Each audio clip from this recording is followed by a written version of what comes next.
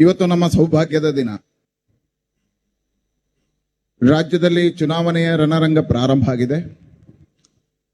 ಈ ಬಾರಿಯ ಚುನಾವಣೆಯಲ್ಲಿ ಕರ್ನಾಟಕ ರಾಜ್ಯದಲ್ಲಿ ಮತ್ತೊಮ್ಮೆ ಭಾರತೀಯ ಜನತಾ ಪಾರ್ಟಿಯ ಸರ್ಕಾರವನ್ನು ತರಬೇಕು ಅನ್ನುವ ಸಂಕಲ್ಪದಿಂದ ಅಹೋರಾತ್ರಿ ದುಡಿತಿರತಕ್ಕಂಥ ಕಾರ್ಯಕರ್ತರಿಗೆ, ವಿಶೇಷವಾಗಿ ನಾಮಪತ್ರ ಸಲ್ಲಿಕೆಯ ನಂತರ ಇಡೀ ರಾಜ್ಯದಲ್ಲಿ ಚುನಾವಣಾ ಮಹಾಪ್ರಚಾರ ಅಭಿಯಾನದ ಮನೆ ಮನೆಗಳ ಭೇಟಿಯ ಮಧ್ಯೆ ಈ ದಿನ ನಮ್ಮೆಲ್ಲ ಕಾರ್ಯಕರ್ತರಿಗೆ ಪ್ರೇರಣೆ, ಉತ್ಸಾಹವನ್ನು ತುಂಬಿ ಈ ಕಾರ್ಯಕರ್ತರನ್ನ ಚುನಾವಣೆಯಲ್ಲಿ ಇನ್ನಷ್ಟು ಶಕ್ತಿವಂತರನ್ನಾಗಿ ದುಡಿಯುವುದಕ್ಕೋಸ್ಕರ, ಪ್ರೇರಣೆ ಕೊಡುವುದಕ್ಕೋಸ್ಕರ ಈ ದೇಶ ಕಂಡ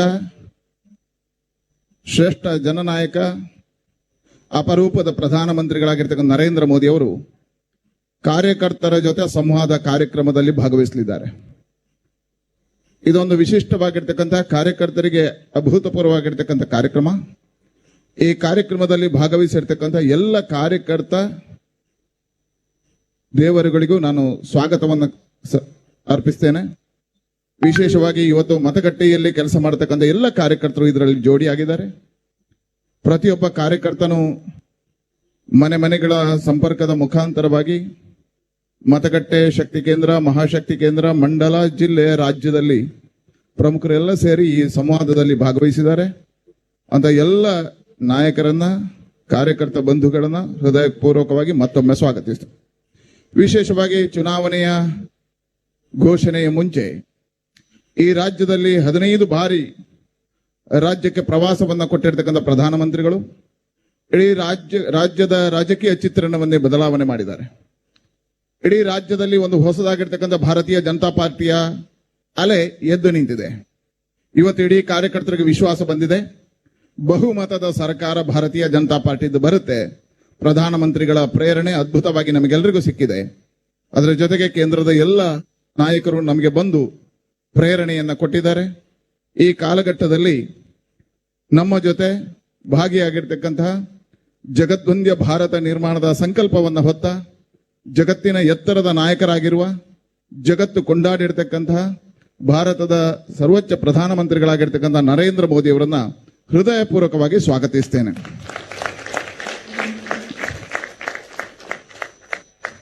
मैं अपने प्रधानमंत्री नरेंद्र मोदी जी को संवाद हेतु आमंत्रित करता है.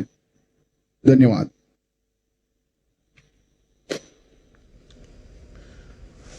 नमस्कार. कर्नाटका में लोकतंत्र का उत्सव चल रहा है. बीजेपी ने तो हमेशा चुनावों को लोकतंत्र के महोत्सव के रूप में सेलिब्रेट किया है. आप तो दुनिया को डेमोक्रेसी के सूत्र समझाने वाले भगवान बसवेश्वर जी की धरती से हैं.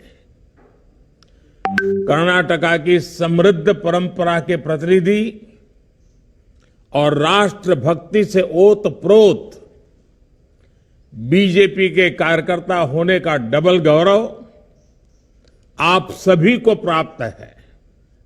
इसलिए आप सभी पर दायित्व भी डबल है और मुझे विश्वास है हर बूथ पर किया गया आपका प्रयास बीजेपी को कर्नाटका में रिकॉर्ड सीटों से जिताएगा. जब बूथ विजयी होता है तब चुनाव में विजय अवश्य मिलती है. बूथ पर विजय दिलाने की आपकी भावना ही पार्टी को चुनाव जिताती है.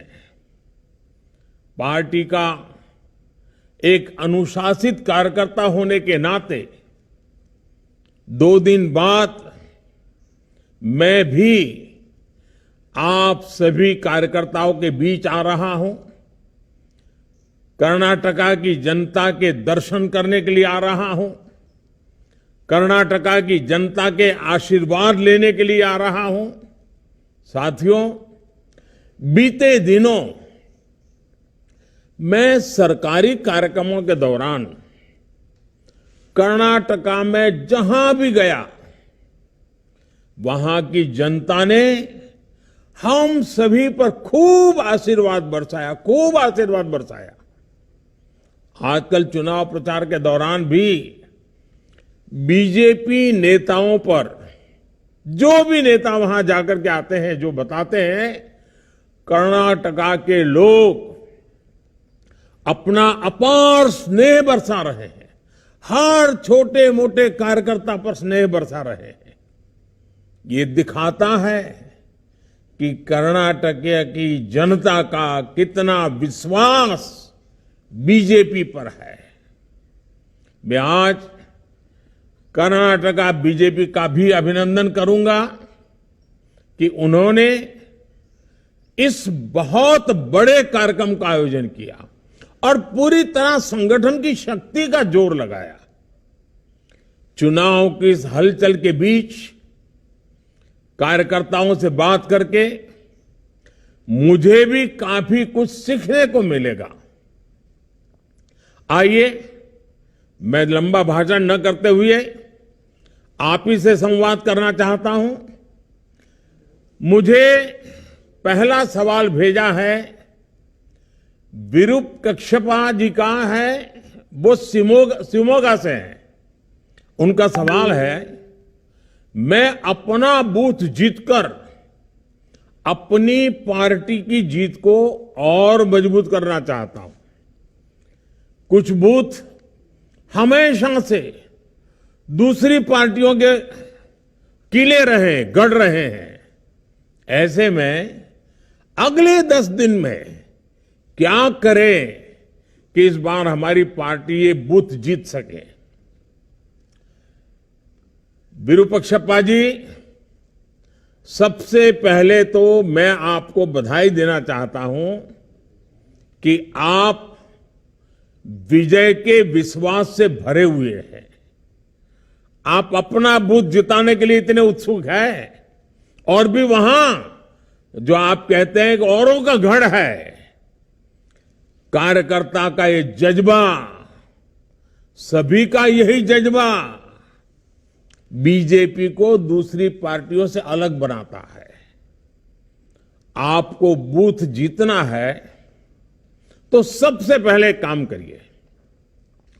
आपके जैसे ही कर्मठ और विजय का विश्वास रखने वाले 10 पुरुष कार्यकर्ता और 10 महिला कार्यकर्ता, 20 लोगों की जोड़ी बनाइए और मजबूत जोड़ी बनाइए, टीम बनाइए। कर्नाटका के उज्जवल भविष्य के लिए, कर्नाटका के नौजवानों के उज्जवल भविष्य के लिए भाजपा की केंद्र सरकार हो या भाजपा की राज्य सरकार हो, ये मिलकर के कैसे काम कर रही है, इसकी सारी जानकारी आपके मोबाइल में होनी चाहिए, आपकी डायरी में होनी चाहिए, और डायरी हमेशा साथ होनी चाहिए। और ये सारी बातें आपके दिलो दिमाग में भी होनी चाहिए। गरीब हो, दलित हो, पिछड़े हो, महिला हो, किसान हो, नौजवान हो, इन सभी के लिए जो काम हमारी सरकार ने किए हैं, ये सारी जानकारी आपके पास उपलब्ध होनी चाहिए। करोगे ना? इन जानकारियों के साथ साथ आप और आपका बनाया 10-10 लोगों का ग्रुप, यानी 2-2 लोगों की जोड़ी, एक पुरुष कार्यकर्ता, एक महिला करता, जब आपके बूथ के लोगों के पास जाएगा, परिवार के अंदर जाना चाहिए। वो बाहरी पैम्फलेट देकर के निकल जाते, ऐसा नहीं। घर में जाकर के एक पुरुष कार्यकर्ता, एक महिला करता, दोनों साथ जाए, एक घर में जाकर के बैठे।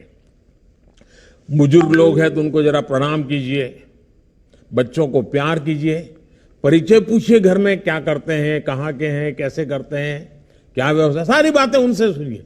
फिर कहिए कि देखिए हम तो भाजपा के कार्यकर्ता हैं, आप कुछ पूछना चाहते हैं क्या? आप कुछ कहना चाहते हैं क्या? फिर हम लारे जो काम है, सकारात्मक काम है, उनके साथ 1 to 1 बातें कीजिए। एक परिवार में आधा पौना घंटा 1 घंटा बिताइए, बहुत फायदा होगा।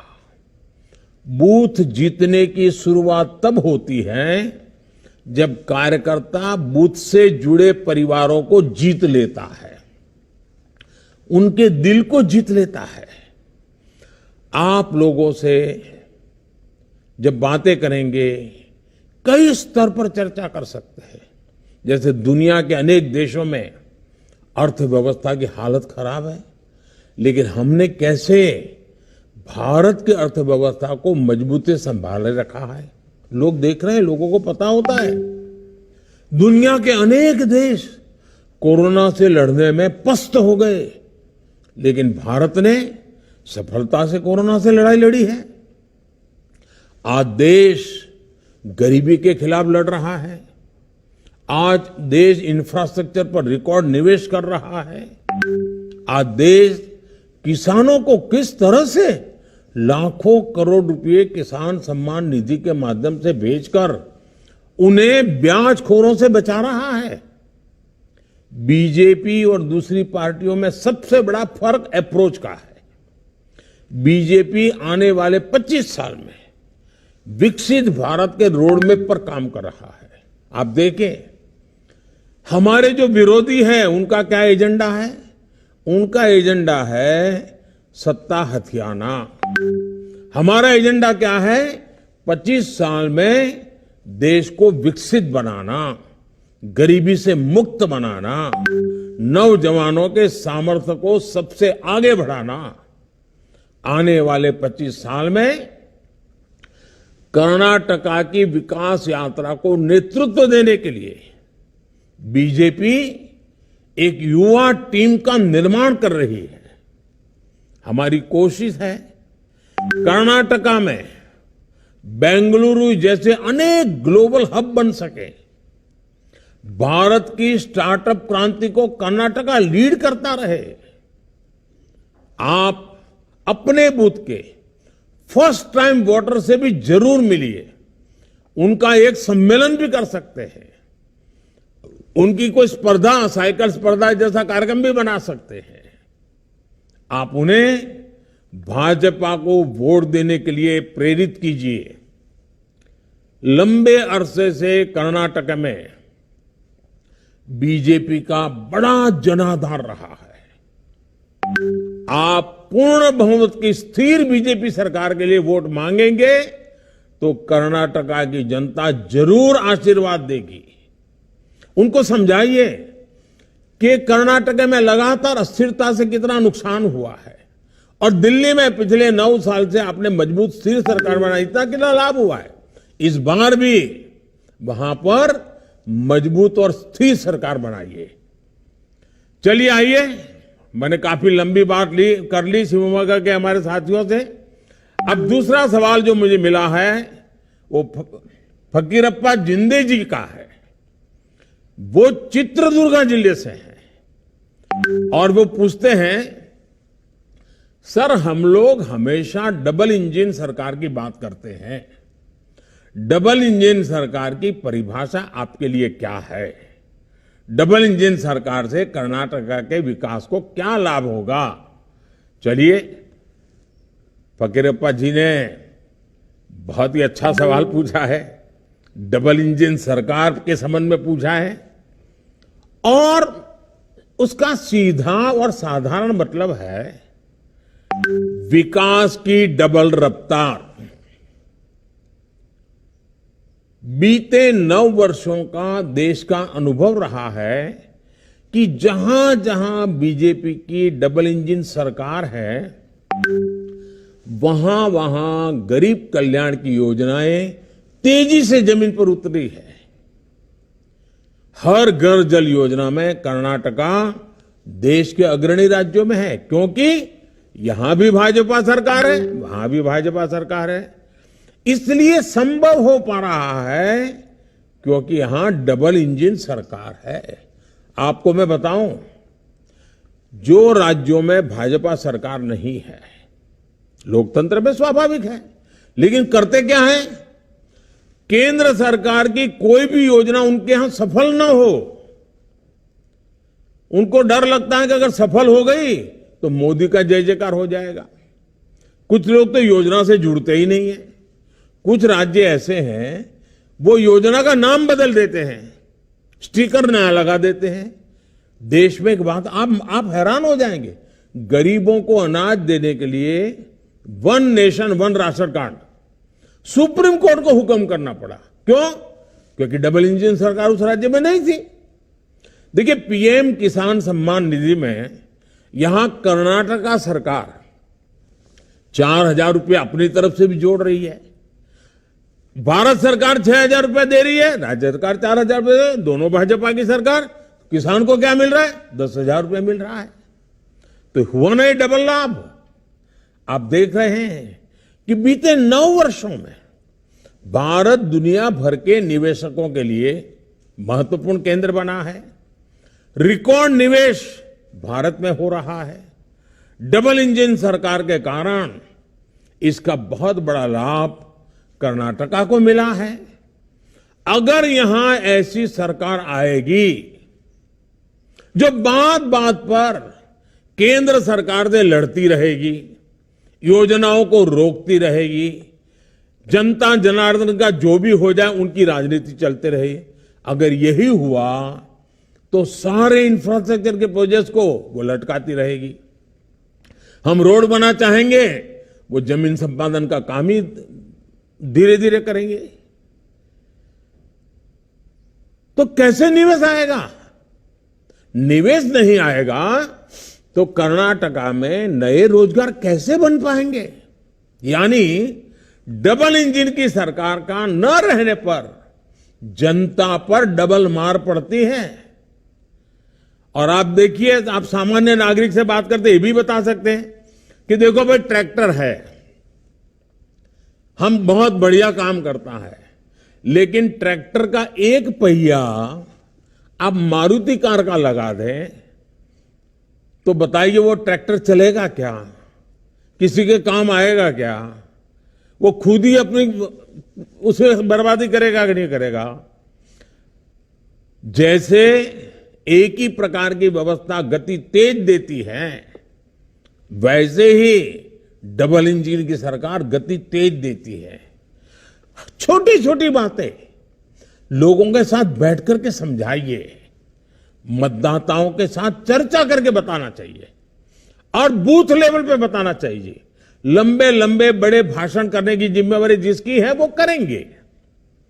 हम कार्यकर्ताओं को तो बूथ को ही जीतना है और बूथ पर ही हमारी शक्ति हमें लगानी है। तब डबल इंजन सरकार का असली मतलब समाज लोगों को आ जाएगा। साथियों, जब भी भाजपा को सेवा करने का मौका मिलता है तो विकास की स्पीड और स्किल दोनों बढ़ जाती है। अब जैसे कुछ पार्टियां कह सकती हैं कि वो जब सत्ता में थी तो वो भी आवास से जुड़ी योजनाएं चलाती थी, तो ऐसे में भाजपा अगर आवास से जुड़ी योजना चला रही है तो उसमें नया क्या है, ऐसा बोलते हैं। इसका ही उत्तर है स्पीड और स्केल, सोच और अप्रोच। अब मैं आपको बताता हूं कि आवास योजनाओं में हमने क्या बदलाव किए। मैं ये छोटी छोटी बातें इसलिए बताता हूं कि आप कार्यकर्ताओं को मतदाताओं के बीच जाकर के बताने में सुविधा हो जाएगी। 2014 से पहले की योजनाओं में एक घर बनने में 300 दिन लगते थे। अब हमारी योजना में 100 दिन से भी कम समय में घर बन जाते हैं। पहले घर का आकार 20 वर्ग मीटर होता था, अब घर का आकार 25 वर्ग मीटर होता है। पहले की योजना में एक घर को 70-75 हजार रुपए की मदद दी जाती थी। अब यह मदद 1,30,000 रुपए यानी करीब करीब डबल कर दी गई है। इससे भी बड़ी बात यह है कि ये पैसे अब सीधे लाभार्थी के बैंक अकाउंट में भेजे जाते हैं। कोई बिचौलिया नहीं, कोई कट की कंपनी नहीं। पहले की आवास योजना में लाभार्थी की पसंद का बिल्कुल ध्यान नहीं दिया जाता था। हमारी सरकार की आवास योजना में घर उसमें रहने वाले परिवार की पसंद के हिसाब से बनता है। पहले की आवास योजना में 4 दीवारें खड़ी करके घर देने का दावा किया जाता था। आज घर, बिजली, नल से जल, टॉयलेट, एलपीजी कनेक्शन जैसी अनेक योजनाओं को साथ साथ दिया जाता है। मैं आपको स्पीड और स्केल का एक और उदाहरण देता हूं। देश में देखिए हेल्थ कितना महत्वपूर्ण विषय है, आरोग्य कितना महत्वपूर्ण है, लेकिन कैसे हाल रहा। देश में पहला एम्स 1956 में शुरू हुआ। कांग्रेस ने उसका भरपूर श्रेय लिया, ढोल बजाते रहे बस। लेकिन दूसरा एम्स कब शुरू हुआ? पहला तो 56 में बना, दूसरा कब शुरू हुआ? इसके बारे में कांग्रेस कुछ नहीं बोलती है, मुंह पे ताला लग जाता है। आपको जानकर के हैरानी होगी, दूसरा एम्स बनने में करीब करीब 50-60 साल लग गए। वर्ष 2003 में जब अटल जी की सरकार आई तो उन्होंने और ज्यादा एम्स बनाने के बारे में योजना बनाई। ये योजना स्वास्थ्य सेवाओं और मेडिकल शिक्षा में क्षेत्रीय असंतुलन को दूर करने के लिए बनाई। इस योजना को भी यूपीए सरकार ने ठंडे बस्ते में डाल दिया। बहुत ज्यादा मांग बढ़ने और देश की जनता की मांग करने पर आधे अधूरे मन से काम किया गया। किसी तरह 2014 तक देश में एम्स की संख्या बढ़कर के 7 पहुंची। याद रखो, यानी 60 साल में एम्स की संख्या 1 से बढ़कर 7 हुई। लेकिन अगले 9 वर्षों में जब हम आए तो हमने देश में एम्स की संख्या को 3 गुना बढ़ा दिया। अब बताइए, डबल इंजन सरकार की ताकत है कि नहीं है? अब देश में 7 नहीं 20 एम्स है, 20।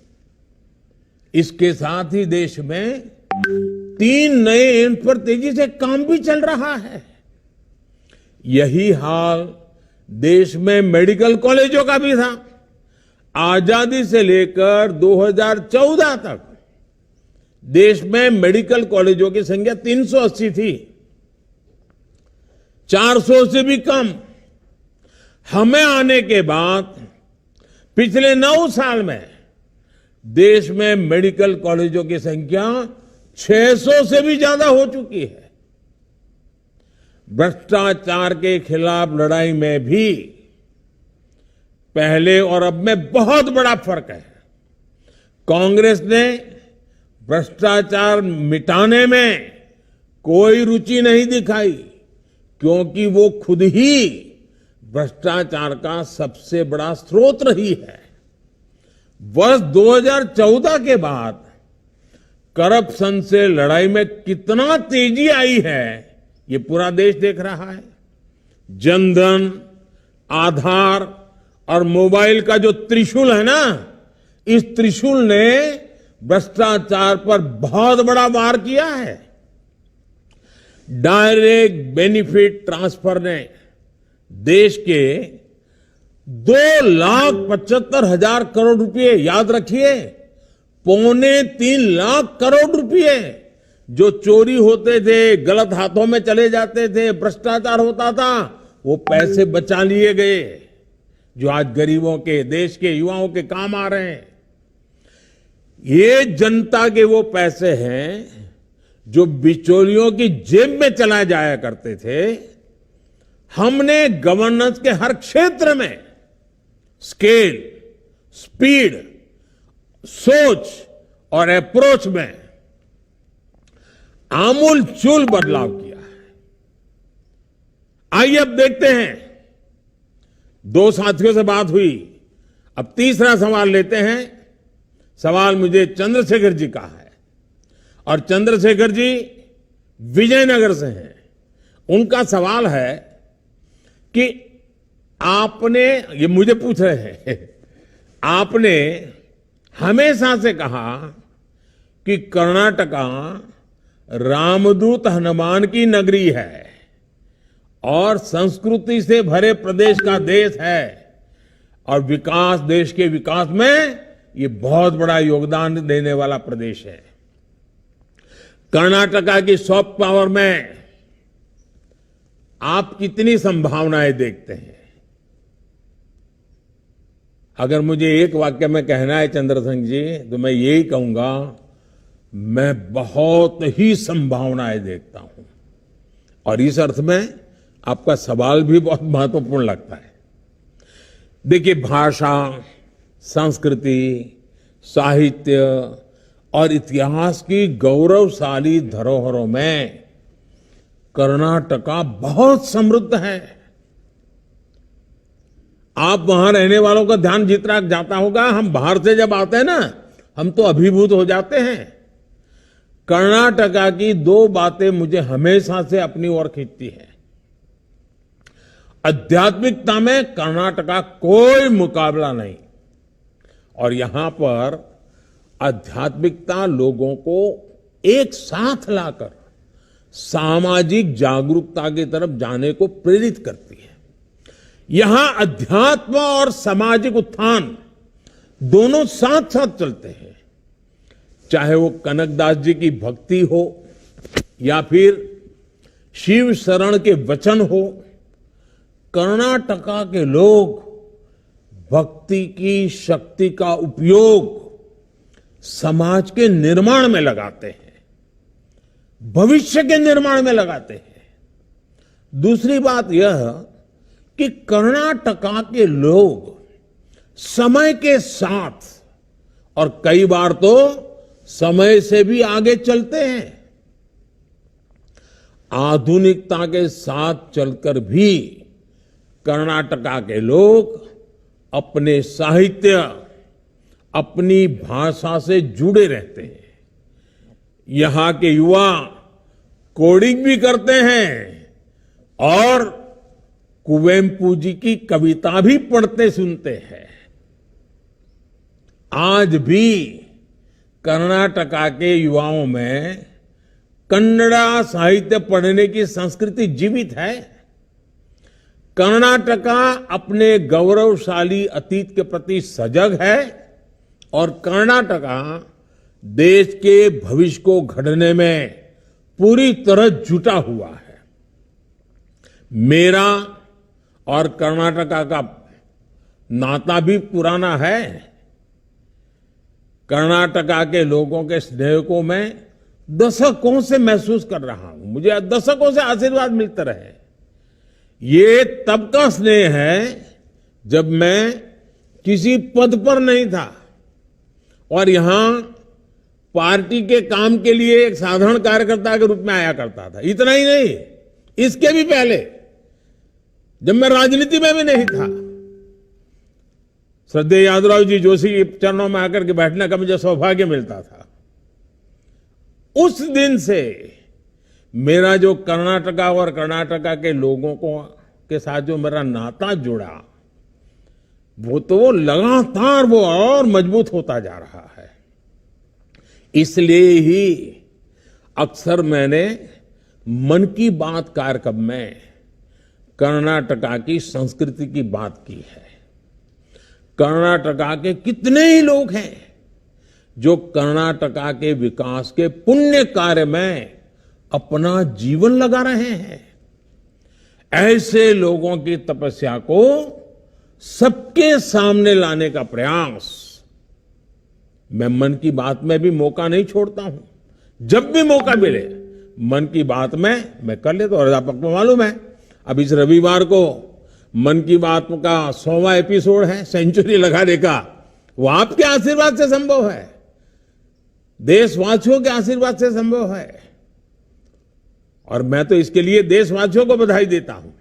साथियों, आज भारत अपनी विरासत पर गौरव के साथ ही अपनी संस्कृति, अपनी आस्था, अपने इतिहास से जुड़े प्रसिद्ध स्थानों को आधुनिक अवतार के सामने ला रहा है।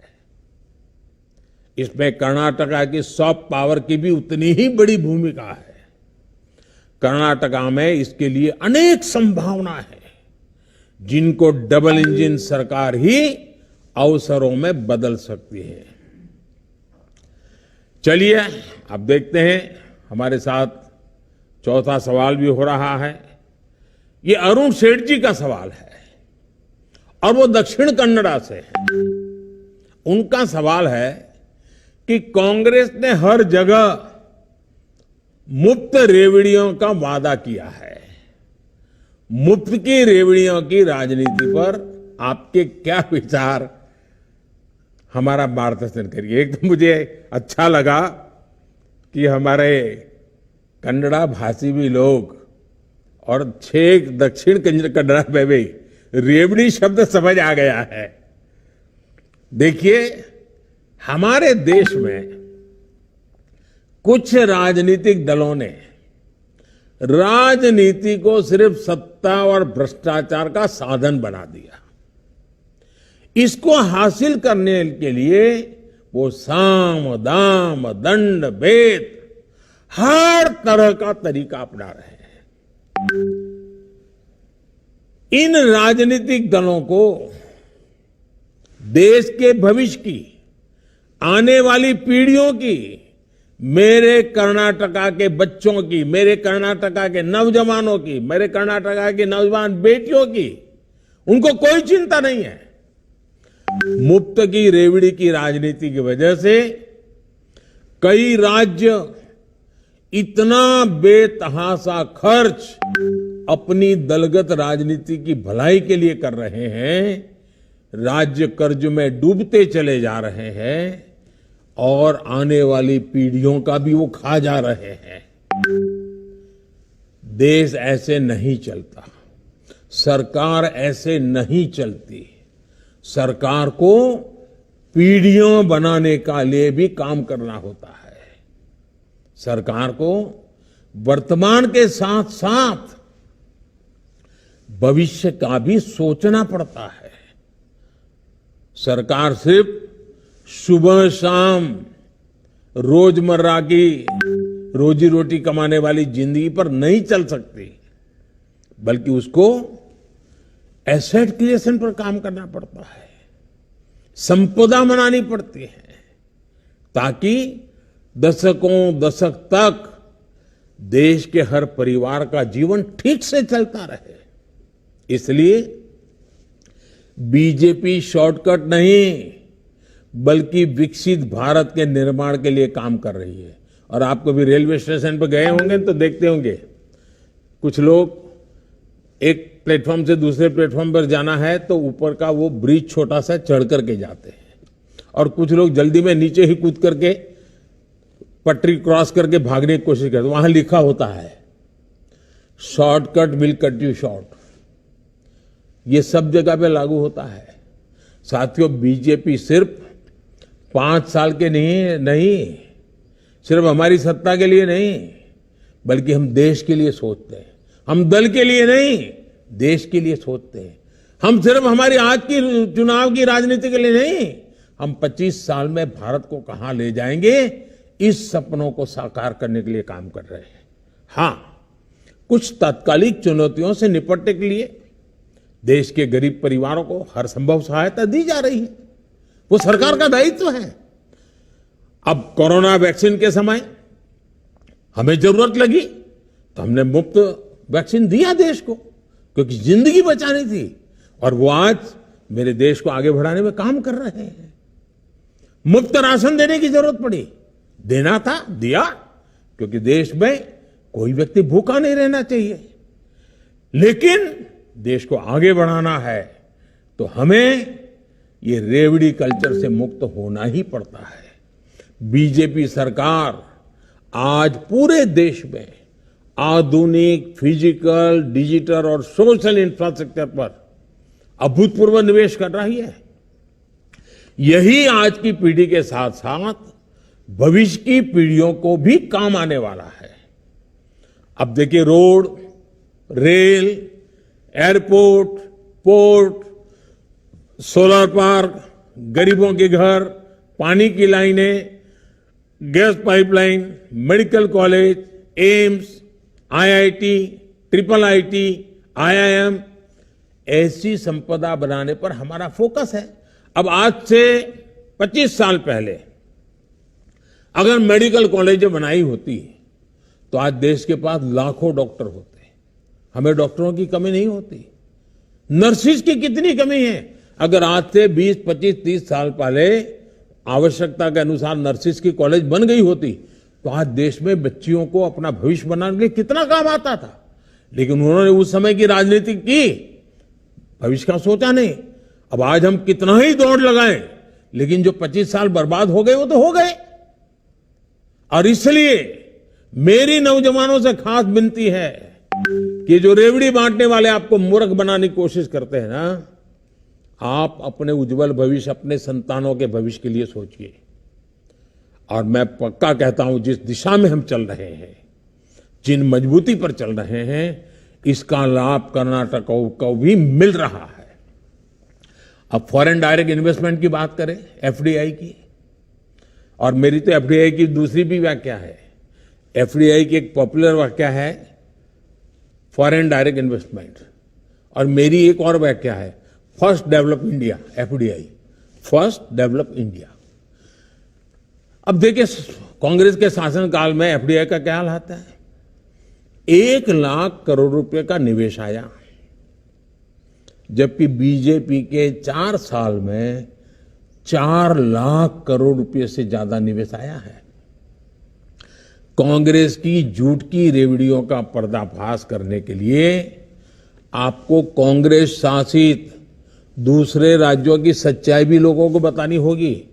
और आपको ये सारा नेट पर देखोगे तो मिल जाएगा, आंकड़ों के साथ मिल जाएगा। हिमाचल के लोग, अभी अभी चुनाव हुआ है ना, 1 साल हो गया, हिमाचल के लोग आज तक कांग्रेस की गारंटी पूरी होने का इंतजार कर रहे हैं। वादे किया कुछ नहीं। राजस्थान के लोग भी कांग्रेस की गारंटी पर आज आंदोलन कर रहे। भाई क्या हुआ, सरकार का 4 साल बीत चुका है, अभी तक गारंटी ही रह गई। कांग्रेस मतलब झूठ की गारंटी, कांग्रेस मतलब भ्रष्टाचार की गारंटी, कांग्रेस मतलब भाई भतीजावाद की गारंटी। कांग्रेस अब उस स्थिति में है जब वो ना कोई सच्ची गारंटी दे सकती है, और आपको तो मालूम है मेरे नौजवान दोस्तों, कांग्रेस की वारंटी तो बहुत पहले ही एक्सपायर हो चुकी है। जिसकी वारंटी एक्सपायर हो चुकी है उसकी गारंटी का मतलब क्या है जी। आइए देखते हैं। अब हमें और भी कुछ सवाल आ रहे हैं। देखिए, 5वें हमारे कार्यकर्ता मुझे सवाल पूछ रहे हैं। श्री DR योगेश जी हैं, वो तो बेंगलुरु से है, और उनका सवाल है कि सरकार बनने के बाद हम आने वाले 5 साल में कर्नाटका को कहां देख सकते हैं। बेंगलुरु के नौजवान है तो लंबा सोचने वाले होते ही होते हैं, अच्छा सोचने वाले हैं कर्नाटका के नौजवान। देखिए, देश इस समय आजादी का अमृत महोत्सव मना रहा है। आने वाले 24-25 साल देश के लिए अमृत काल है। इनकी शुरुआत इन्हीं 5 वर्षों से होने वाली है। ये किसी सरकार की बात नहीं है, ये किसी दल की बात नहीं है, ये देश की बात है। इन 5 वर्षों की प्रगति हमारे अमृत काल की नींव होने वाली है। ऐसे में मतदाताओं को उन्हें चुनना चाहिए जिनके पास अमृत काल के लिए कुछ ब्लूप्रिंट हो। अब देखिए, मैं आपको एक आजादी के पहले का चित्र आपके सामने रखता हूं। हमारे देश में 800,000 साल की गुलामी के कालखंड में इस देश का एक भी वर्ष ऐसा नहीं था कि आजादी के लिए किसी ने कोई जंग न किया हो। इस देश का कोई इलाका ऐसा नहीं था जो कभी न कभी आजादी की जंग को ब्यूगल न बजाया हुआ, लड़ाई न लड़ी हो। लेकिन 1920 के बाद पूज्य बापू के नेतृत्व में जो बातें शुरू हुई और पूज्य महात्मा गांधी ने आजादी लेके रहूंगा का जो मुद्दा आगे बढ़ाया, क्विट इंडिया का मुद्दा आगे बढ़ाया, 25 साल के भीतर है ना, 800-900 साल से हम लड़ रहे थे, लेकिन वो 25 साल ऐसे महत्व के बन गए कि 1947 में आजादी आई। अनेक परिवारों ने काम, नेताजी के नेतृत्व ने काम किया, भगत सिंह जैसे वीरों की शहादत ने काम किया, वीर सावरकर जी के पूरे परिवार के बलिदान जैसे महापुरुषों ने काम किया, लेकिन गांधी जी का उस नेतृत्व देश के सामान्य मानवी को आंदोलित कर गया। वो 25 साल का कालखंड जैसे आजादी दिला सका, वैसे ही मेरे साथियों ये 25 साल का कालखंड, ये अमृत काल समृद्ध भारत की गारंटी है। मेरे शब्द लिख के रखिए, देखो, ये विकसित भारत की गारंटी है। और हमारी सरकार ने तो अभी से इस पर काम करना शुरू कर दिया है। कर्नाटका हमारे इस विकास अभियान का बहुत महत्वपूर्ण हिस्सा है।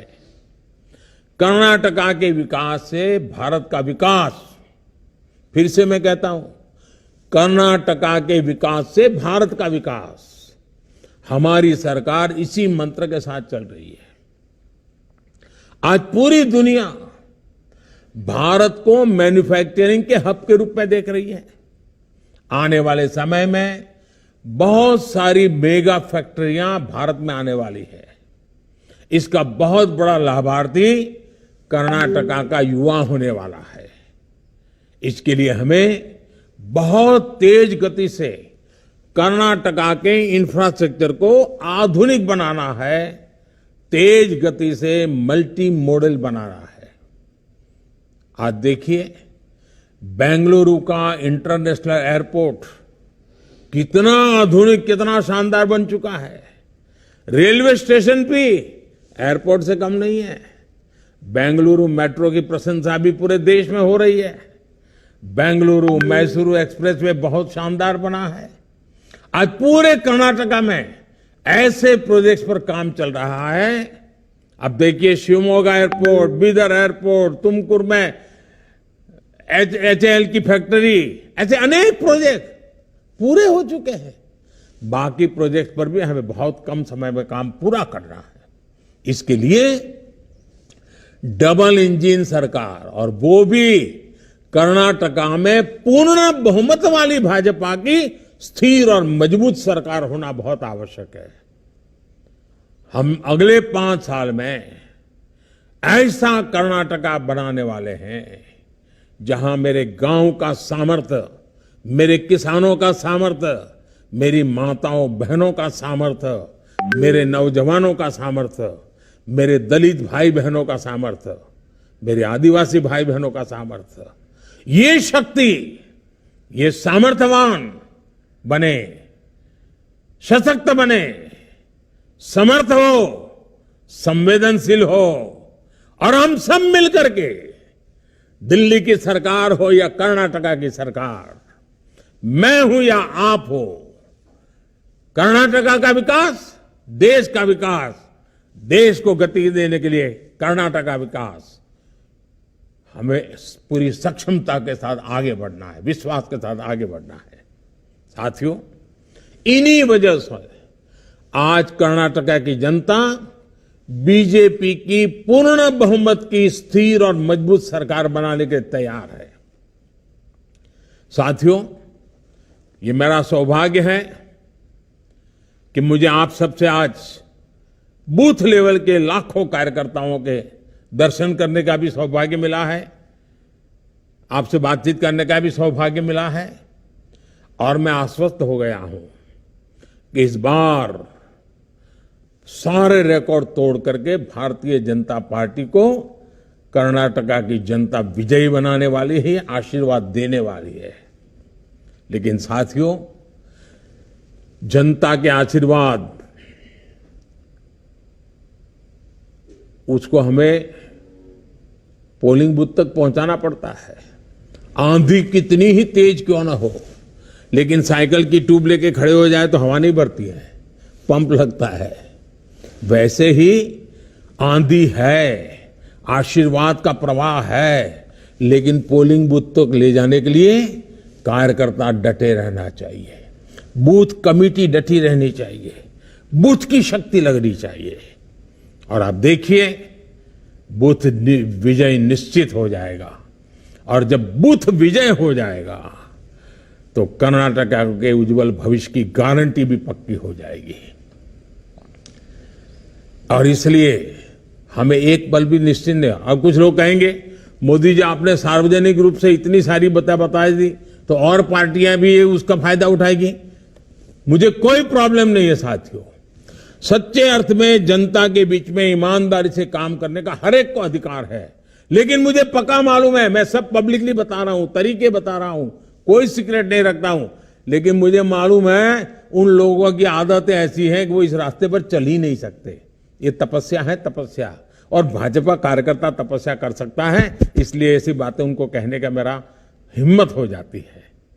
और मुझे विश्वास है कि आपकी तपस्या, आपका संघर्ष, आपका सामर्थ्य, बूथ पर ही ताकत लगाने का आपका संकल्प बूथ को विजयी बनाए के रहेगा। बूथ विजयी होगा तो कर्नाटका विजयी होने वाला है।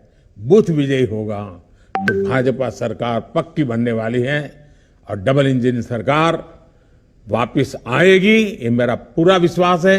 लोकतंत्र के उत्सव में आपकी भागीदारी, आपके परिश्रम को सशक्त करने के लिए मैं भी आपके साथ एक कार्यकर्ता के नाते जुटने वाला हूं। बीजेपी के कार्यकर्ता के नाते मुझसे जो कुछ भी मन पड़ेगा, आप कार्यकर्ता जो भी मुझे आदेश करेंगे, मैं भी कंधे से कंधा मिलाकर आपके साथ खड़ा रहूंगा, काम करूंगा। और कर्नाटक की जनता का आशीर्वाद लेना ये मेरे लिए बहुत बड़ा सौभाग्य होता है। आने वाले दिनों में हम घर घर जाकर बीजेपी के प्रति हर कन्नडिगा को, हर मेरे कन्नडिगा भाई को, उनके विश्वास को और मजबूत करेंगे। आपको पूरे विश्वास के साथ फ्रंट फुट पर खेलना है। हमें हर बूथ, हर पन्ने तक पहुंचना है। आप सभी को मेरी बहुत बहुत शुभकामनाएं। बहुत बहुत धन्यवाद।